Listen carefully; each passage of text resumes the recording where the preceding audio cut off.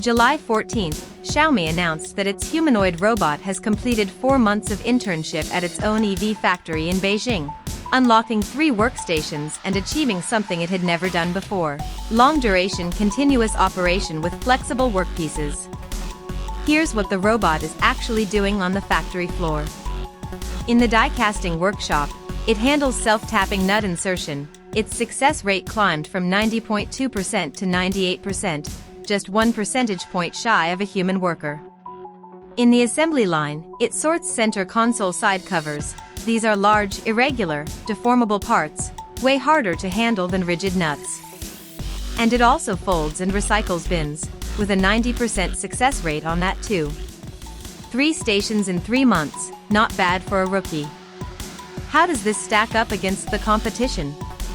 Tesla's Optimus is already heading into mass production at its Fremont factory, targeting 1 million units per year. UBTEC's Walker S robots are deployed on BYD and Zeekr production lines.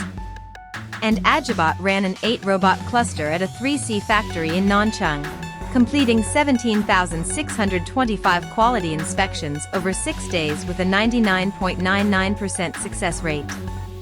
Compared to all that, Xiaomi's robot is still in the early stages. But here's the thing: Xiaomi owns its own factories, its own cars, and its own supply chain. From phones to EVs to robots, once that ecosystem clicks, the momentum could get very real, very fast. That's all for today. If you enjoyed this, hit like and subscribe. See you in the next one.